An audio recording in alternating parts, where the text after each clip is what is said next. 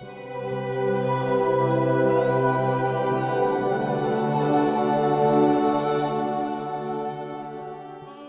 मात्रे नमः।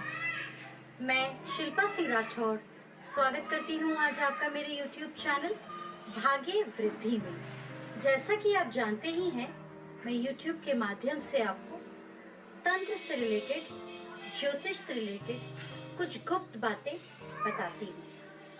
आज मैं बताऊंगी आपको, जैसे कि हम सभी जानते हैं, सावन महीना चल रहा है और नाग पंचमी शीघ्र ही आने वाली है।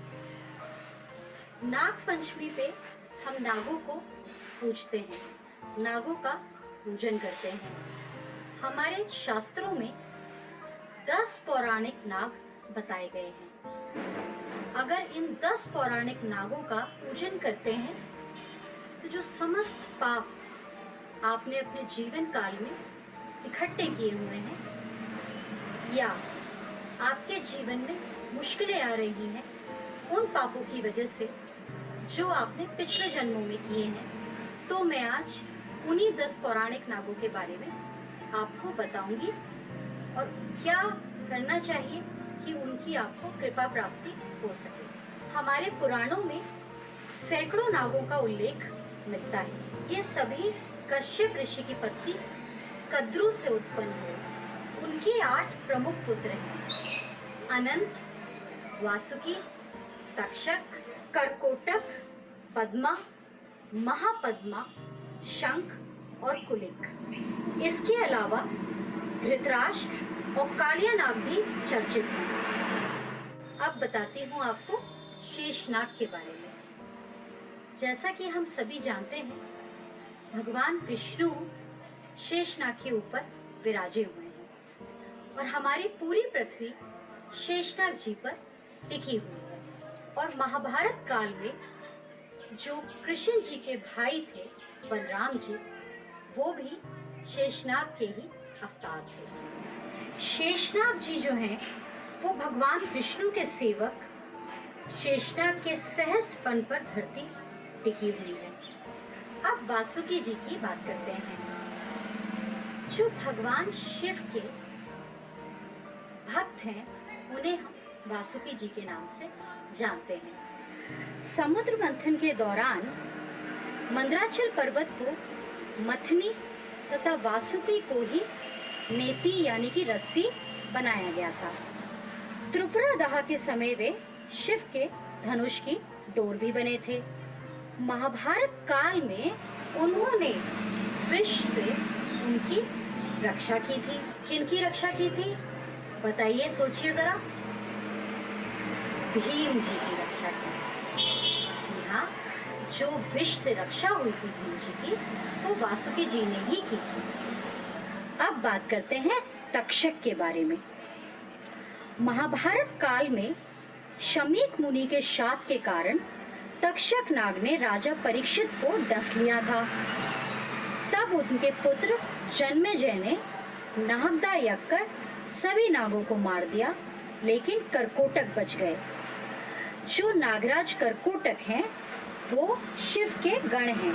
नारद के शाप से वो अग्नि में पड़े हुए थे, लेकिन नल ने उन्हें बचाया और करकोटक ने एक शाप के चलते नल को ही डस लिया। शिवजी की स्तुति के कारण करकोटक जन्मेजय के नाग यज्ञ से बचकर अवंतिका में छुप गए। अब बताती हूँ आपको नागराज पद्म के बारे में। पद्म नागों का गोमती नदी के पास जो निमिष नाम का क्षेत्र है, वहां पर इनका शासन रहा है। बाद में यही लोग मणिपुर में बस गए। असम के जो नागवंशी थे, वो इन्हीं के वंश से हैं। अब बताती हूँ आपको महापद्मा के बारे में। महापद्मा विष्णु पुराण में सर्प के विभिन्न कुलों में महापद्मा का नाम भी आया है। पद्मा और महापद्मा नाग कुल में विशेष प्रीति थी। अब बात करते हैं शंख की। जो शंख नाग है, वह नागों के 8 मुख्य कुलों में से एक है। शंख नाग पर धारियां होती हैं। ये जो प्रजाति है, ये थोड़ी भिन्न है। ये जाति अन्य नाग जातियों की अपेक्षा अधिक बुद्धिमान भी मानी जाती है। अब बताती हूँ कुलिक के बारे में। कुलिक नाग जाति नागों में ब्राह्मण कुल की मानी जाती हैं, जिसमें अनंत भी आते हैं।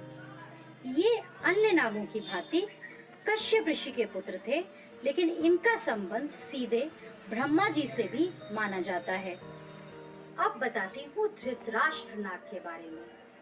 जो धृतराष्ट्र नाग हैं, वे वासुकी के पुत्र धृतराष्ट्र के पास संजीवनी मणि थी। जब अर्जुन पुत्र प्रभु वाहन ने अर्जुन का वध कर दिया था,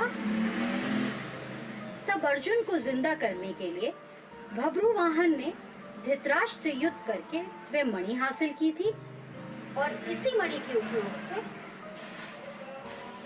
कौन जीवित हुआ था बताएं जरा? अर्जुन पुनर्जीवित हुए थे। अब कालिया नाग के बारे में बात करते हैं। कालिया नाग जो थे, वो जैसा कि हमने सभी कहानियों में सुना है बचपन से, वो यमुना में विराजमान थे, वो यमुना में रहते थे। यमुना नदी में कालिया नाग का वास था। उसके जहर से यमुना नदी का पानी भी जहरीला हो गया था। श्री कृष्ण ने जब ये देखा तो उनका कालिया नाग के साथ भयंकर युद्ध हुआ। युद्ध में पराजित कालिया नाग को यमुना नदी को छोड़कर जाना पड़ा। ये जो 10 नागों के बारे में मैंने अब आपको बताया, ये सभी बहुत बड़े शिव भक्त आज भी हैं, थे और रहेंगे। अब आपको करना क्या है, अब आने वाली सीरीज जो मैं नागपंचमी पे दे रही हूँ वो देखते रहिए। उन सीरीज में मैं काफ़ी बातें बताऊंगी, इन नागों से जुड़ी हुई भी, आपकी कुंडली, आपकी राशियों से जुड़ी हुई भी। लेकिन उसके पहले आपको जो मैंने ये 10 नागों के बारे में बताया, अगर आपको कुछ भी नहीं मालूम और आप आगे वाले वीडियोस नहीं देख पाते हैं, सिर्फ यही वीडियो देख रहे हैं, तो आपको करना क्या है?